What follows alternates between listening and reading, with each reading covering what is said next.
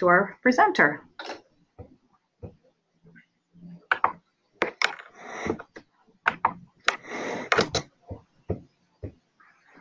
Hello, everyone. Good morning. This is Greg Van Buiten. I'm an attorney who represents students and families in special education cases. Our law firm, EdLaw New England, has offices in Vermont and New Hampshire. I'm really happy to be here with Vermont Family Network today. I always enjoy working with Vermont Family Network, and I very much respect and support the work they do for families around the state. So today's topic is Section 504, and I would like to try to dispel a few myths about Section 504 today, if possible. I'd like to make a few points as we go through the day, but just to outline them right up front, I'd like to make the point that Section 504 is a very powerful tool for students with disabilities in Vermont and nationwide. It's a federal law, but we'll be talking about Vermont. And the second thing is that 504 is very, very broad. It covers a wide range of disabilities.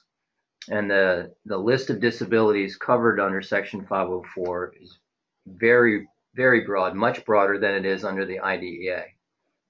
And the third myth I'd like to dispel, or the third point I'd like to make, is that Section 504 is not just about accommodations. We hear so often that if you don't have an IEP and you have a 504 plan, then all you really get is a list of accommodations, and that's not true. You get a free appropriate public education under Section 504, just like you do under the IDEA. And that can mean accommodations, services, all kinds of things. So let's get started through the slides. And one of the things that I want to do is get into some of the history of Section 504 for a little while. Why does Section 504 matter? Well, it's a non-discrimination statute. Unlike the IDEA, which is an entitlement statute that says that students with disabilities are entitled to an appropriate education, Section 504 is about equality and non-discrimination. And that equality, if you think about how do you take a child with a disability and make things equal in school, so that that child has a level playing field and the same opportunities as other kids, that's what Section 504 is designed to do. And so when I decided to look at the background, I only intended to go back a little bit, but in the end, I wound up going back to 1776. And someone in my office said, "Greg, cut it out. You're being crazy." But in the Declaration of Independence, it says, "We hold these truths to be self-evident, that all men are created equal." I wish it said all people instead of men, but this was a patriarchal time, 1776. But this is very much like Section 504. All students are created equal, really, and we need to make sure that their school experience is equal. Similarly, later on in 1868, the 14th Amendment protects everyone and guarantees the equal protection of the laws. And the 14th Amendment has been used by many courts to prevent discrimination. This was just another thing that ultimately led up to Section 504. But I think it's good to keep in mind the underlying concept of equality. Because when you're sitting with a school team at a table and you're saying, Jessica has a hearing impairment, but it's not severe enough to make her eligible for an IEP. Or Tommy has an emotional issue, but it's not severe enough to make him eligible for an IEP. Still, we have to provide plans for both of those kids so that their school day provides them with the same opportunity and the same level of educational benefit that all the other kids are getting. So your discussion would be, how do we make that happen? And you can tell that that's a powerful tool right there. So Section 504 is the common name for part of the Rehabilitation Act of 1973. That's when it passed. You have these other statutes, federal statutes, that also apply to education,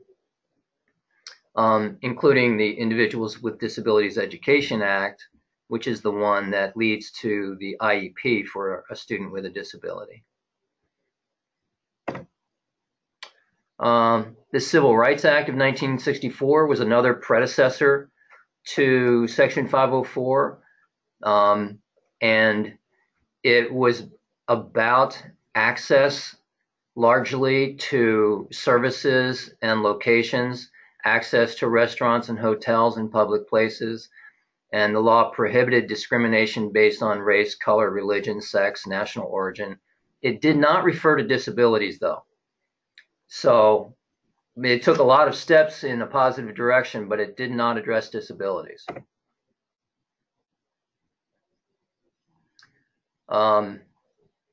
President Johnson passed the law right after President Kennedy was assassinated. I just like some of the history. Then there was the Americans with Disabilities Act of 1990, and that law does refer to disabilities, but it doesn't talk about the provision of a free, appropriate public education. It did talk about access to schools, but it wasn't. It didn't specifically address the appropriate education. What it did do, though, was really highlight the issues that George H.W. Bush talked about, and I really like that he said in his comments when he signed the ADA, "Let the shameful wall of exclusion finally come tumbling down." So we know even now that that language still applies to some kids with disabilities who have 504 plans who in some way or another are still being excluded. Maybe they're being excluded from access to the curriculum. Maybe they're being excluded from clubs. Maybe they're being excluded from extracurricular activities or sports or whatever it may be. Maybe they're being excluded from just having an appropriate day educationally because there's some bullying and harassment going on, and the level of the bullying and harassment reaches a stage where it's really impacting on the students accessing an education, in which case that's another kind of exclusion. And when bullying and harassment reaches a sufficient level, then under Section 504, it does constitute discrimination. The Americans with Disabilities Act set out the term, a definition of the term disability. I'm just talking about it here because this same language is now used in Section 504. And I just want to make the point that under the IDEA, when you have an IEP and the school district evaluates a child and makes a determination about what educational category of disability is applicable, you've got the 13 categories of disability. You've got learning disability, specific learning disability, hearing impairment, emotional disability, vision impairment, traumatic brain injury, whatever they may be, but there's only 13 of them. As opposed to this, the Americans with Disabilities Act and Section 504 talk about a disability being a physical or mental impairment that substantially limits one or more major life activities. And major life activities are included here, and they include, but they're not limited to, caring for oneself, performing manual tasks, seeing, hearing, eating, sleeping, walking, lifting, speaking, breathing, learning, reading, thinking. I mean, could it be any broader than that? Working, communicating, it could not be any broader than that. So when you think 504, do not restrict yourself to the categories that you have for an IEP student. essentially, if you have anything that's substantially limiting any kind of major life activity, then think 504. The Americans with Disabilities Act was amended in 2008 by George W. Bush, and it changed the standard. The standard had been that the disability had to severely or significantly restrict a major life function. And that was changed to substantially limits a major life function. So now it's, and subsequent case law about this has said this isn't supposed to be a major production. This decision about whether a disability substantially limits a major life function. In fact, there's some case law that says if it limits a person more than your average person, then that would be good enough. So when you're thinking about a student, if that student has a disability that's impacting learning or thinking or whatever issue it is in school, just more than the average student, then that student probably should have a 504 plan.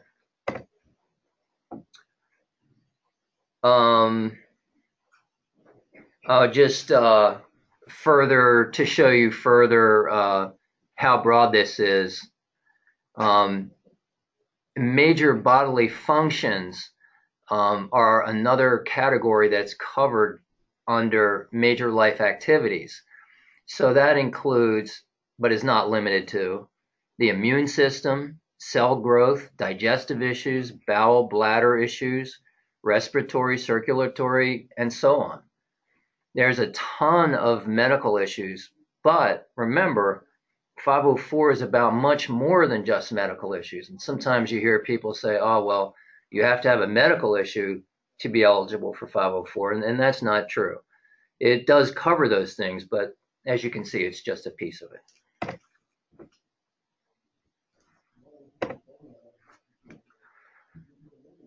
I'm skipping over a couple things because we've pretty much made the point about how broad this is and what's covered.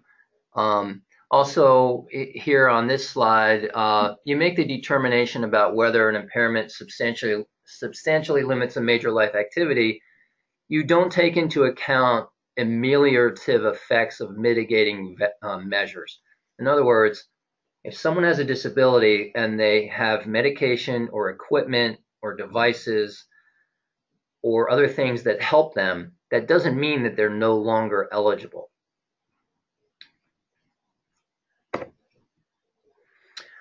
All right, and now this slide for the IDEA.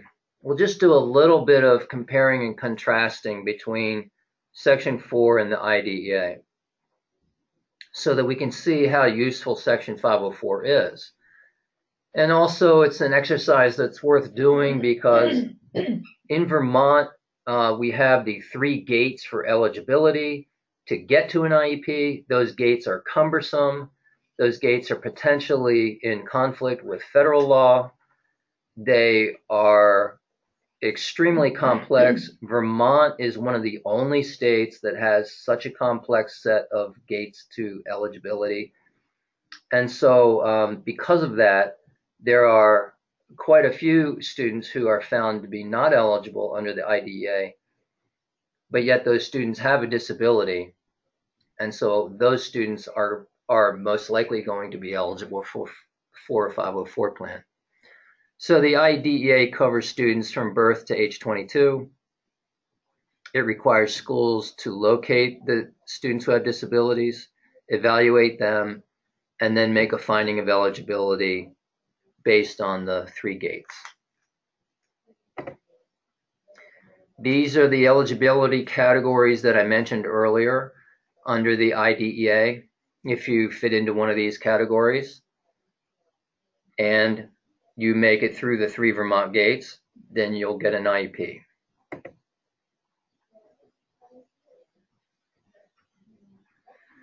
Vermont's rules have the 3 gates, as we said. The 3 gates are described on this slide. for kids 6 years through age 21. Now in Vermont, you're eligible until you're age 21. The age of eligibility is decided by the states, not the federal government. For example, New Hampshire, you're eligible until age 21. Vermont, you're eligible through age 21, meaning until your 22nd birthday. New Hampshire, it's till your 21st birthday. So the states can set that. But here are the three gates. You have to have one or more of the disabilities from the list we looked at. It has to result in an adverse effect on the child's performance in one or more of the basic skill areas, which we'll see in a minute. Those are all academic skills. And number three, the student needs special education services to benefit. The adverse effect in Vermont has this very detailed, cumbersome, and complicated and confusing formula. Teams that sit down to look at the information from an evaluation that's been done all around the state are confused by this. And all around the state, it's applied differently because it's so confusing. But the concept is that the student would be at or below the 15th percentile generally, meaning performing worse than 85% of that student's peers. That 15th percentile thing and this adverse effect formula that we have in Vermont is not part of the federal law. This is a Vermont creation. At the bottom of this slide, you can see that you have to have at least 3 of the 6 following measures. And it talks about individually administered norm tests, group administered tests, grades, curriculum-based measures, criterion referenced or group administered assessments, student work. I mean, this is a very cumbersome process.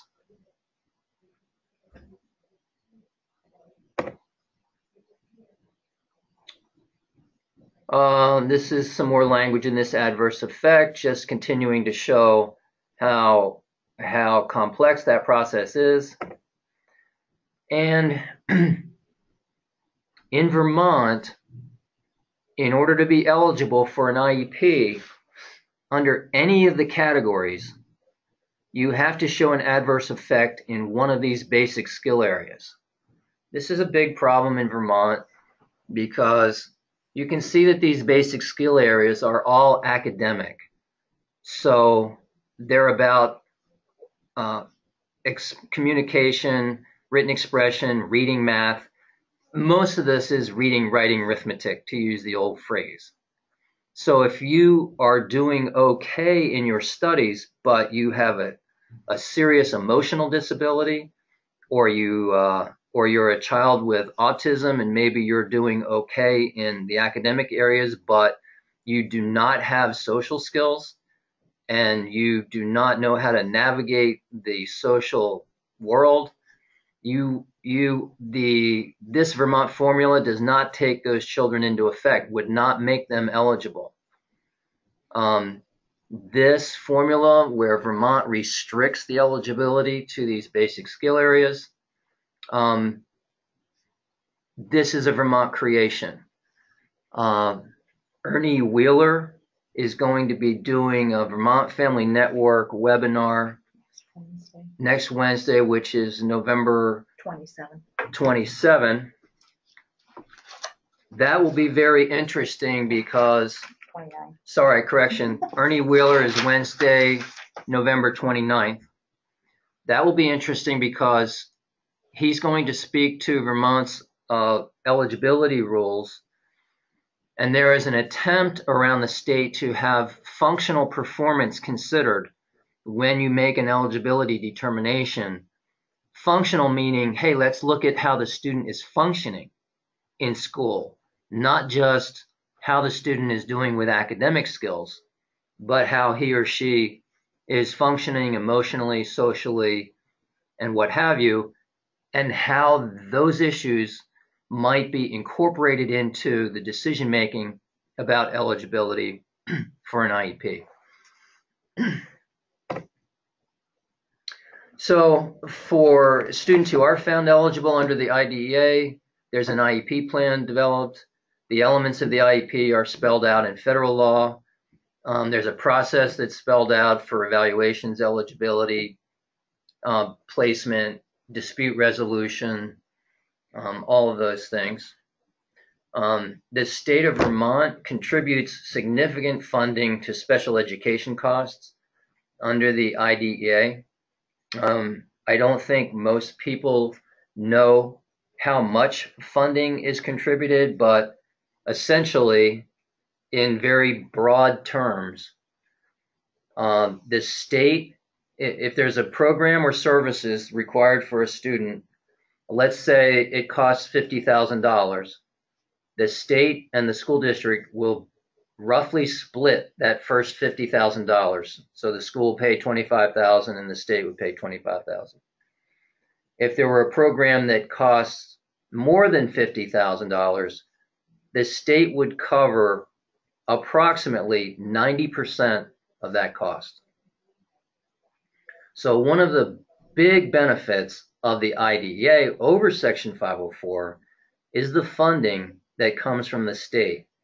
Because under Section 504, the school districts do not get funding from the state. And therefore, all the money for 504 plans and services come out of the district budget.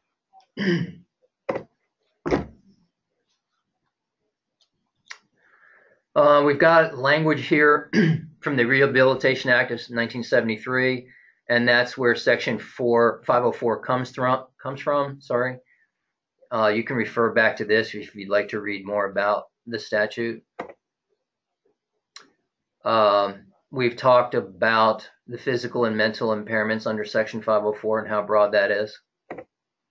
We've talked about major life activities. Again, so this is a little bit repetitive, but you've got it here if you want to refer back to it.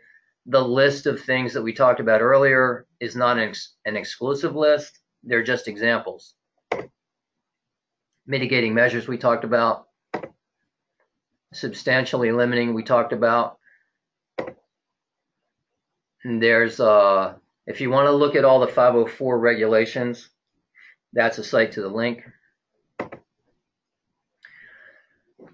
So note that Section 504 is not just about school. You've got general provisions in Subpart A. You've got employment practices that talk about non-discrimination in the workplace. You've got accessibility provisions around access to buildings and whatnot. Then Subpart D is the one we're focused on. Preschool, elementary, and secondary education. So everything from pre-K through graduation from high school. Subpart E covers college and other post-secondary environments. So be aware, another difference between IDEA and 504. IDEA stops with high school graduation, and 504 continues on into college. So if you are a student in college and you're having issues with any disability that's impacting you in any of the major life activities like learning, concentrating, whatever, in the college setting, you can get a 504 plan in college. Colleges are very different from one to the next about how they implement Section 504, how helpful they are, how dedicated they are to providing assistance in college, but be aware that that it does carry on into college. Subpart D, about preschool and elementary and secondary education. It applies to programs that receive federal financial assistance and recipients that operate or receive federal financial assistance that use federal dollars. So Section 504, as we're talking about it, applies to people who get federal money. And so almost every public school in Vermont, I think I can say every, but I'll say just about every public school in Vermont does get some federal dollars. It might be money that comes from the federal government through the state and then to the local school districts. But that's the name of this game. If you receive federal dollars, you must comply with Section 504. The same is true of the IDEA, by the way. If you receive federal dollars, you've got to comply with IDEA. And over the years, there have been some states that thought about, let's just not take the money. If we don't take the money from the federal government, then we don't have to comply with 504 or the IDEA. A couple states have tried it, but I don't think there are any states that did it for very long because they found out that they were losing a significant amount of money, and they were still basically having to comply with all the same things anyway. Even just under their own state laws, they had laws that they had to comply with about non-discrimination and about, an appropriate education, because almost every state has a state constitution that even calls for an appropriate education. So they really didn't get around anything by trying to get out from under the federal structure.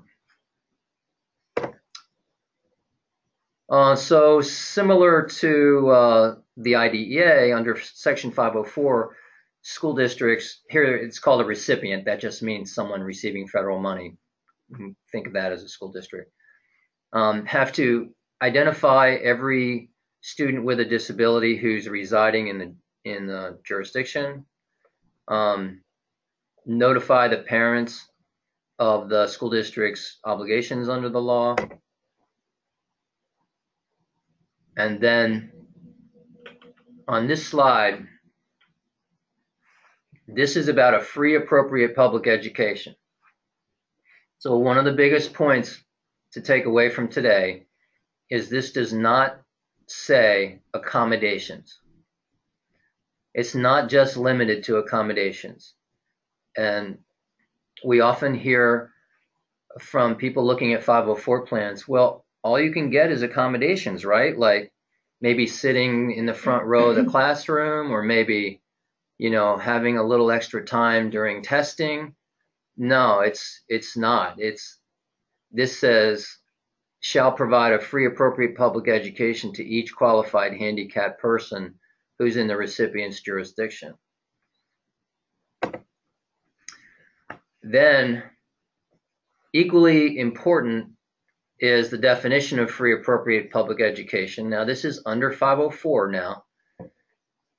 Appropriate education. For the purpose of this subpart, the provision of an appropriate education is the provision of regular or special education and related aids and services that are designed to meet individual educational needs of handicapped persons as adequately as the needs of non-handicapped persons are met. So that thing right there, as adequately as the needs of non-handicapped persons are met, that's the equality thing. That's the non-discrimination. That's the thing that goes all the way back to the Declaration of Independence. If you're going to have equality and non-discrimination and everyone's on a level playing field, you're going to have to provide the free, appropriate public education for the kids under 504, whatever that means. Notice that the word accommodations doesn't even show up here in this paragraph about appropriate education. So think very broadly if you're writing a 504 plan about what services, regular or special education and related aids and services are necessary.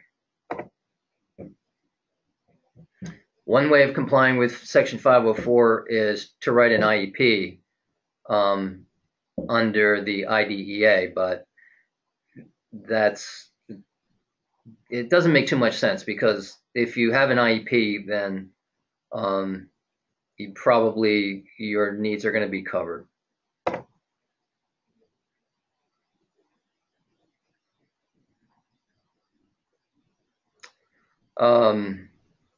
This slide about other agencies. Actually, I guess this is important because it says here that a recipient, like a school district, may place a handicap. They use the word handicap here in the old language. We would say disability now. Or refer such a person for aids, benefits, or services other than those that it operates as a means of carrying out the requirements. That means the school district can engage someone else to help them provide services. Like they could engage the services of the Stern Center, let's say, to provide tutoring, or an area agency to provide therapeutic assistance or whatever it might be. But note that at the bottom of this, it says, if so, the recipient remains responsible for ensuring that the requirements of this subpart are met. So even if a student is referred to a provider outside of the school district, think of it as a subcontractor. The school district remains responsible for ensuring that Section 504 is complied with.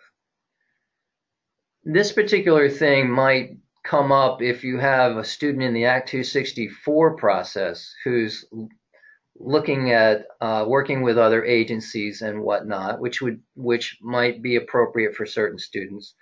But still, the school district is responsible for making sure that 504 is complied with, even if other agencies are involved. Let's see. This is just another, well, this section here about free education says that it means just that the education is supposed to be free. Transportation is a related service under Section 504. So if under Section 504 a student is placed somewhere or receives services somewhere other than the school district shall ensure that adequate transportation to and from those services is provided at no greater cost than would be incurred by someone else if the services were provided by a parent or anyone else. So just think of transportation as a service that goes along with services under Section 504 if they're off-site. This slide about residential placement shows you the scope and the power of Section 504.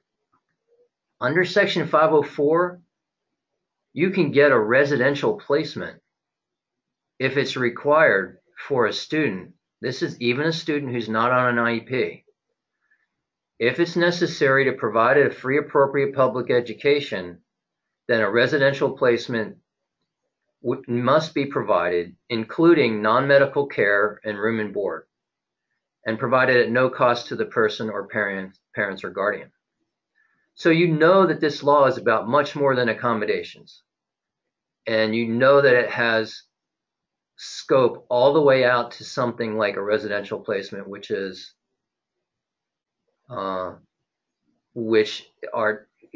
usually very expensive and in certain cases is necessary.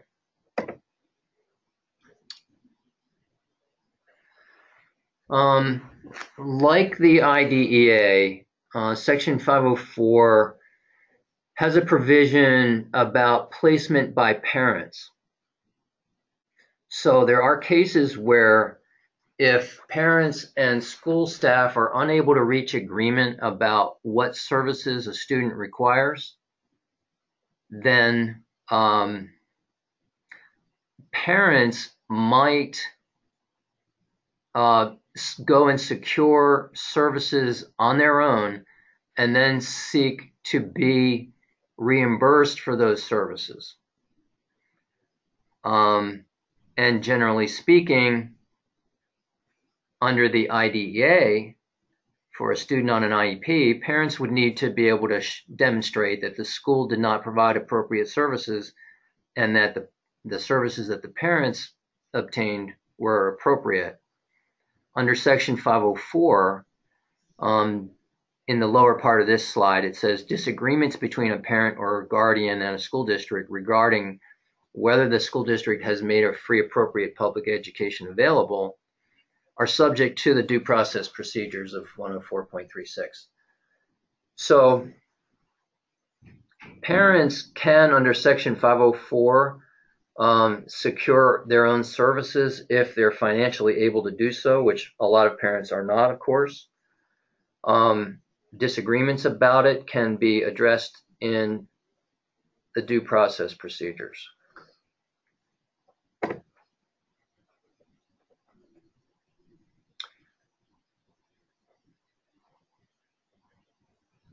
The compliance section here we're looking at just says that the districts need to be in compliance with Section 504 and may not exclude any qualified person from its services.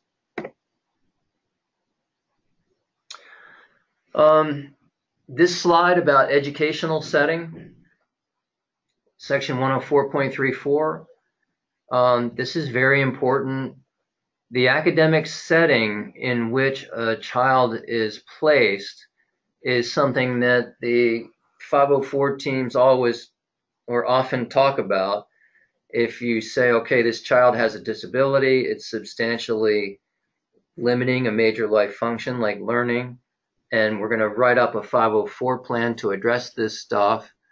And then the question is, where is the student going to go to school? We hear all the time about the least restrictive environment, and oftentimes that term is misused. School district staff will often argue that the student must be in the local neighborhood school because that's the least restrictive environment, and students are required to be in the least restrictive environment. But it's not quite that simple.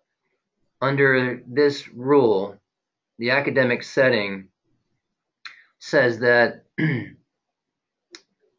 each qualified handicapped person in the jurisdiction should be educated with persons who are not handicapped to the maximum extent appropriate. But see how that's just a general rule. It doesn't apply in every situation. It says that a recipient shall place a handicapped person in the regular educational environment, meaning the regular classroom in the local school, unless it is demonstrated by the recipient that the education of the person in the regular environment with the use of supplementary aids and services cannot be achieved satisfactorily. So that means that if a student's needs cannot be met in the local public school environment or in the regular education classroom, then it is permissible, and in fact it's legally required, to look at other settings where the needs can be met, even if it's outside of the local school. Section 504 also applies to non-academic settings, such as extracurricular services, activities, meals, recess periods, etc. Again, about the equality, to the extent that these services are offered to students without disabilities, they must be offered in a similar way to students with disabilities. Similar to the IDEA, Section 504 has a section about pre-placement evaluations.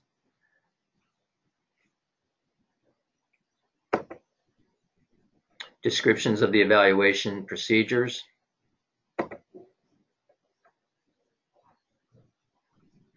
And under Section 504, the slide here for evaluation and placement is also very important. It talks about how the team under C1 should draw upon information from a variety of sources, aptitude and achievement tests, teacher recommendations, etc., and 2, establish procedures to ensure that all of those things are carefully considered. And 3, this is the one I want to focus on, ensure that the placement decision is made by a group of persons, including persons knowledgeable about the child, the meaning of the data, and the placement options. So that placement decision, the decision about where a child should go to school, must also include the parents.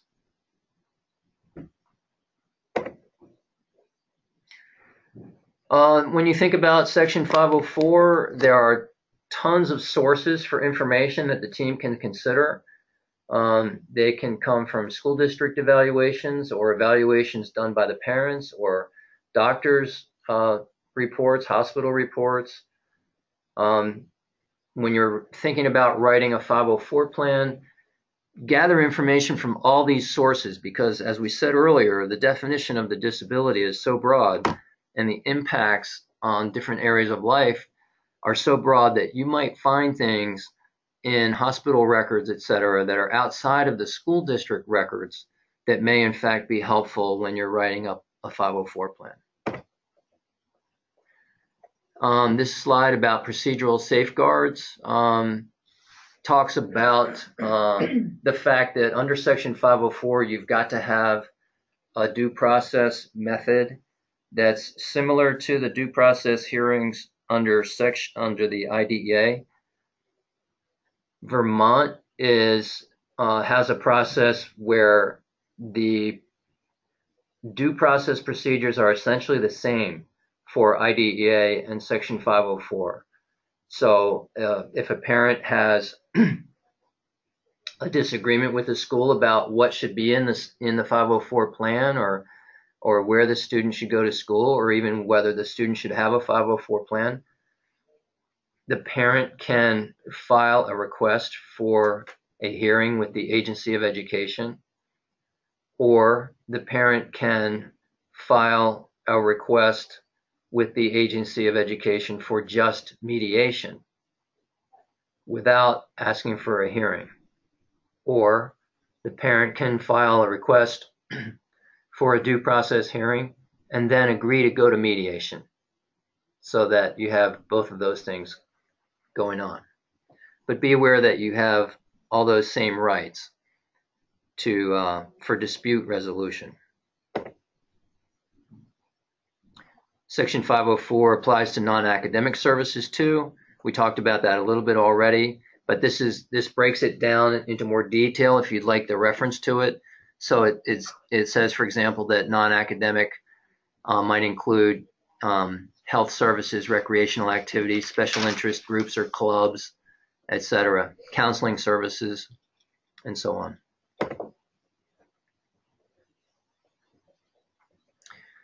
So this slide is about the applicability of the law to preschool and adult education for your reference.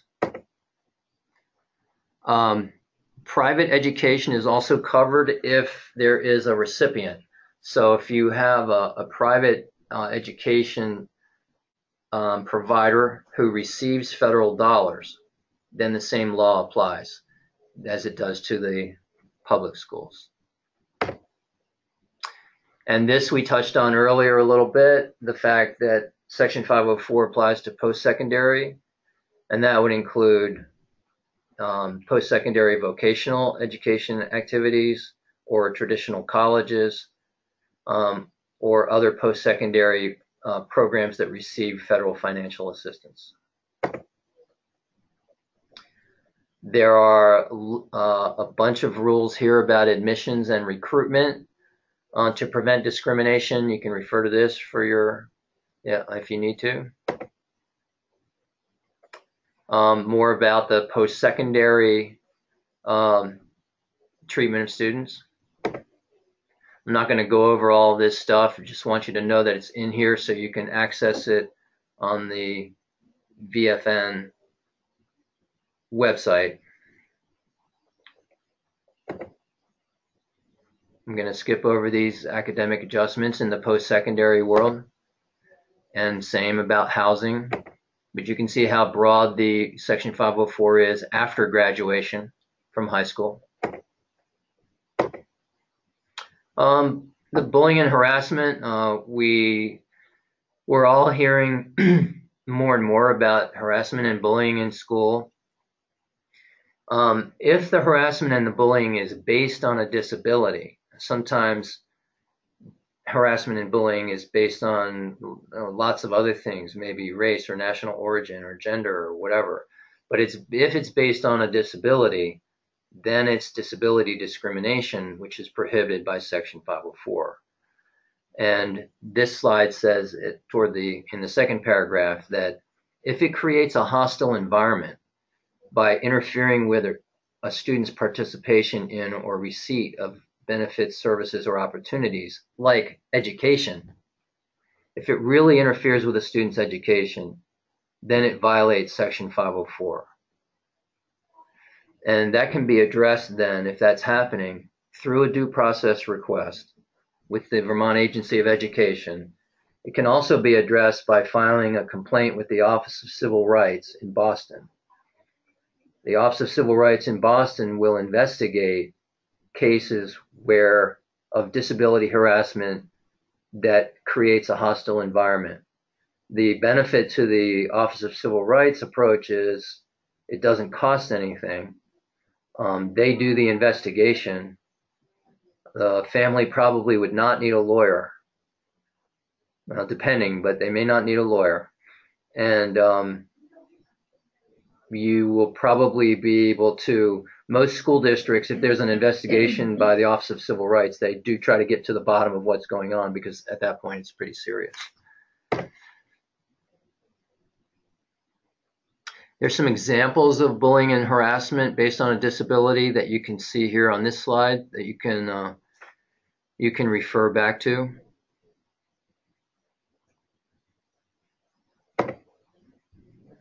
School districts are required to respond to bullying and harassment.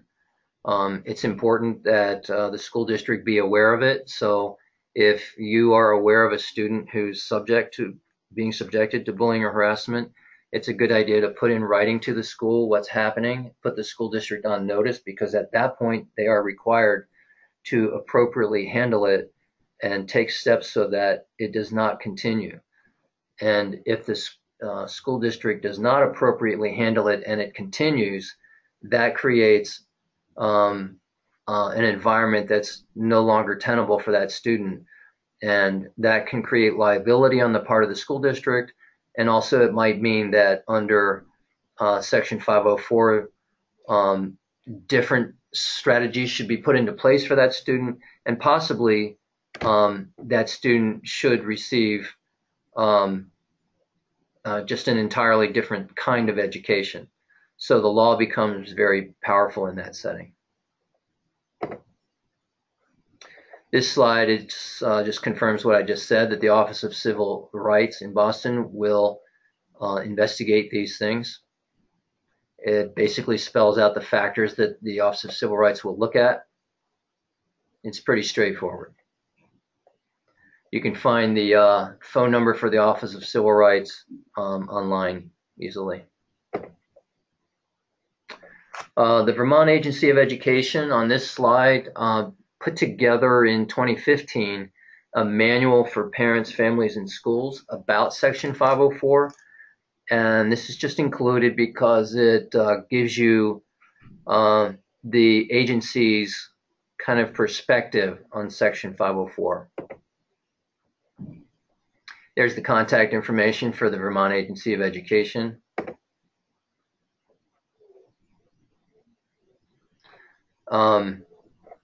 Here, this slide in the red print, you can see that there is no federal or state funding provided to assist schools in complying with Section 504. All costs are the obligation of the general school district. So there is an advantage to students who are placed on IEPs, as we said, because there is state funding that attaches to that, state and federal funding, and there isn't for Section 504. And so in some cases, you may find in a 504 meeting that there is a lot of that there is a consideration, whether it's spoken or unspoken, about the amount of funding that the school district will need to be providing for the services, and the fact that the school district will not be receiving state funding.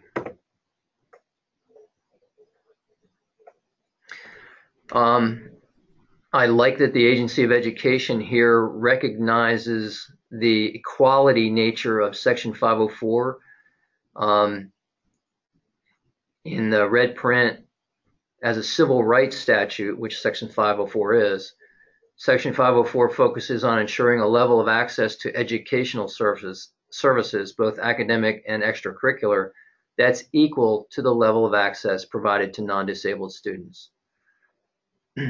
So again, the equality.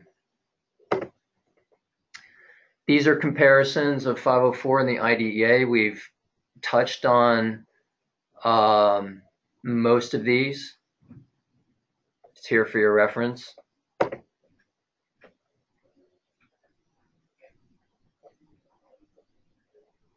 This is Vermont's description of eligibility under Section 504. It, like the federal law, it describes, actually this is just taken from federal law, but it describes how broad the statute is in terms of the impairment and how you qualify.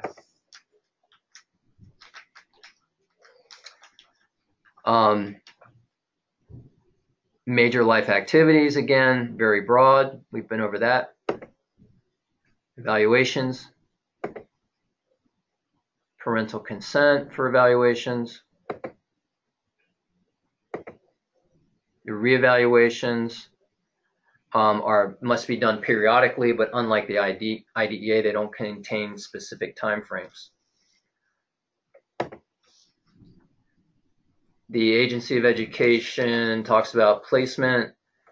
Now, I find that there's an unfortunate emphasis on the word accommodations in this Agency of Education document, because as we saw earlier, that word is not in the educational part of Section 504. The agency makes the point that most 504 plans are implemented in the general education classroom. That's in the first red paragraph. And that's true, most are, but you've got to remember that not every student can have needs met in the general education classroom. Sorry, I just went back, I think, a couple. There's several slides in here about discipline, which you can take here for your own reference. And I think we've got a couple of questions.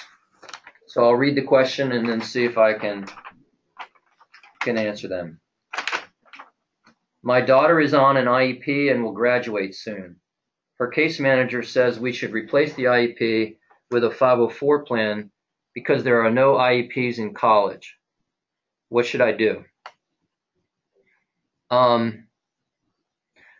Most colleges will take an IEP and develop a 504 plan from that. It's true that there are not IEPs in colleges, but what colleges are looking for is whether a disability has been documented at the time that the student gets to the college. So if you show up at the college and you're talking with the 504 officer in the college, and the 504, every college has a 504 compliance officer, the 504 person would say, do you have a documented disability? And the parent would say, yeah, here's the IEP that documents the disability. And most IEPs talk with some specificity about what the disability is, like in the present levels of performance. And you might also, you would have evaluations that were done when that child was found eligible, and those could be shared with the college too. So no, I wouldn't switch to a 504 plan just because you've got college coming up. I would just make sure that I had the documentation.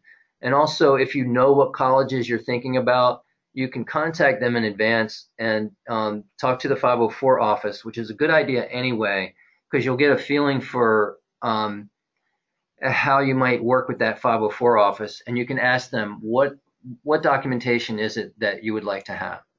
Are we still connected? Yes. So we have a related question. We recently had a 504 meeting, and we're told it is now splitting them with EST plans. What is the benefits for the children if there is more funding for schools by doing this?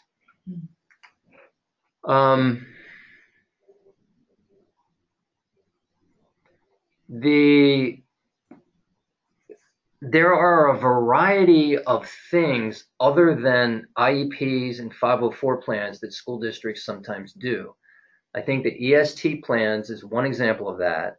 And then the RIT approaches, the response to intervention approaches, like rather than give a student an IEP or a 504 plan, we're going to try some of these things in the regular education environment and see if those work.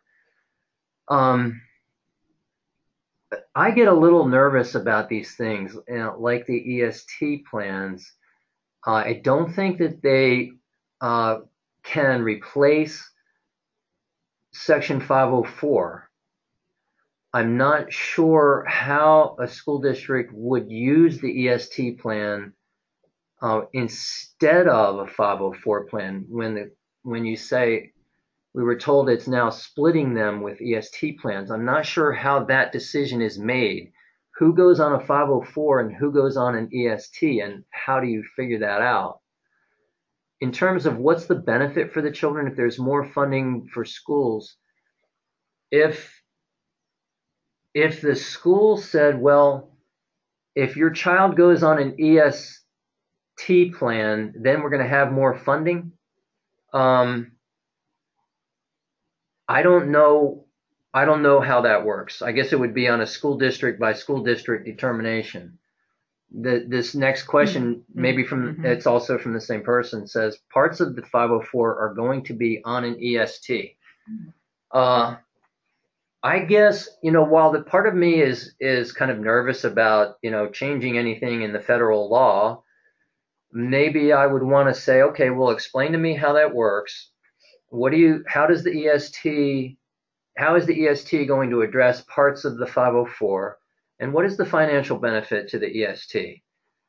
And maybe that process would be okay if the student's needs are going to be met, under 504 with the description of the disability and the needs being comprehensive enough, then I think I would explore the 504 and the EST. And I'm not going to pretend that I know all the various ways that could work, but I could see that maybe it could work. And yes, you're welcome for that. We've got a couple more minutes, do we? So the question is, since a 504 plan seems to do everything an IEP can do, should a parent request a 504 evaluation rather than an initial special education IEP evaluation? I would say no to that. If you, under the IDEA, if you suspect a disability, you just suspect it, then you should evaluate and all areas of the suspected disability. And then you never know, once you do the testing, that child might be eligible for an IEP. But there's no harm done, because if the child does not meet the 3 gates for the IEP, then you can look at 504 and create your 504 plan. But I would not just request a 504 evaluation. All right, so I'm seeing a note here that there are no parental rights with respect to the EST. So that's a very important factor, which I frankly hadn't thought about. So you've got these pretty detailed parental rights under the IDEA and Section 504. Even though Section 504s are a little less detailed than the IDEA, you do have some. If there are no parental rights in the EST, then the question I would have for the school staff proposing it would be, okay, well, if we have a disagreement about stuff in the EST, are we going to use the parental rights and procedural safeguards that are in 504? Or how would we address a disagreement that comes up under things in the EST? That would be important to know. And then here's a good question. can a student have a 504 plan if the disability is behavior only? Yes, completely yes. Because just remember how detailed that list of disability issues was that we looked at earlier. If there's a significant, if there's a disability and it impairs a significant life activity, and behaviors, you're talking about behaviors here. I'm sure these behaviors, if they're significant enough for you to ask the question, they're probably significant enough to be impacting in school. And so, yes, you can have a 504 for behavior issues only. It would be very difficult to have an IEP for behavior issues only, given the way that Vermont's rules are currently written. But yes, 504 definitely.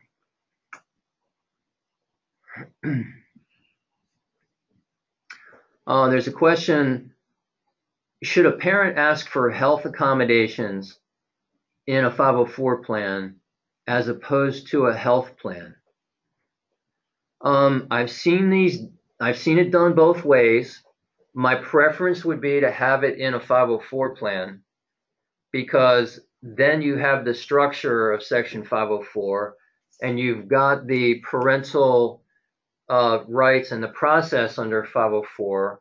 If you had a difference of opinion or a disagreement about any aspect of a health plan, let's say something related to allergies or seizures or the need for medication or whatever it might be, then you would have a 504 plan to follow, and the safeguards to follow.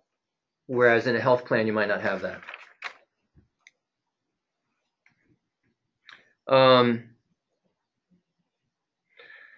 Question says, my school is implementing a multi-tiered system of support, or MTSS. Good to have another acronym. Like we don't have enough acronyms already. This school. Look, we're gonna work ASAP on your 504 and your IEP under the IDEA, okay? And then we're gonna use the MTSS. No, but the school told me that because of MTSS, very few students will need IEPs or 504 plans because students' needs will be met through MTSS. What are your thoughts? So I think that like most questions like this, the answer is some of both. There might be students whose needs can be met through this MTSS. My guess is they'll be on the milder end of the spectrum of kids with educational needs. But it makes me nervous again. It's kind of another alternative. If this child with the MTSS system has a disability and it's impacting a major life function like learning, then that student is eligible for a 504 plan. And there's nothing in 504 that says, oh, by the way, if you want to, you can use MTSS. Now, if I thought that MTSS, I would be very comfortable with MTSS being used for a student who did not have a disability. Let's say the student doesn't have a disability under Section 504, but is just struggling in school. I'd be fine with that student on MTSS. But when we get into the world of disabilities, that's when I think it gets more difficult. And if the students and I think I would say, with all due respect to the school, there may be some students who receive services under MTSS who won't be eligible for 504 or an IEP. That's fine, as long as the school is complying with 504 and the IDEA in that process. Okay, and this will be the last question. And thanks for the questions. Why do you think there are such misunderstandings about the power of a 504 plan? Who at the school should be knowledgeable? For example, special about 504. Special educators. Okay, special educators or others about 504 regulations. Why is there so much misunderstanding? I think one of the big problems with 504 was that there was a ton of talk about using 504 for accessibility to buildings. That part of 504, where you might need accommodations like ramps for people using wheelchairs, or different accommodations in building. That word accommodations got used so much that people started to believe that that applied equally to the education world, and it doesn't. And somehow the word accommodations replaced the term free appropriate public education. And now, just like, whenever you see a 504 plan, it seems the first question is, what accommodations are we going to provide? And I'm always thinking, where did that come from? So I don't know. And that's kind of the main reason I wanted to do this webinar, was to say that's not what this statute is about. The second part of your question, who should be knowledgeable about it? Every school is supposed to have a 504 coordinator who is familiar with the statute and how it operates. And I don't know that every school does, but there's supposed to be a 504 coordinator. So you can find out from your school, from the special ed director or the principal or the superintendent, who is the person in the school who is responsible for Section 504. And further, how about let's have a training at the school about the applicability of 504, how it really operates, and let's raise awareness about the scope and the power of Section 504. I want to thank you for joining us for today's webinar. We're going to be saving this webinar along with our more than 90 other webinars. We save it on our website with a copy of the PowerPoint that was used today, and then we'll save the recording on our YouTube channel. I'd encourage you to visit our website at vermontfamilynetwork.org. We have a variety of helpful resources. You can sign up for upcoming webinars and look at our other upcoming events. And of course, as always, if you want to talk to someone here at VFN, we always are happy to talk to parents and professionals and anyone who wants to give us a call. We have an 800 number, toll free. It's 1-800-800-4005. And have a great day.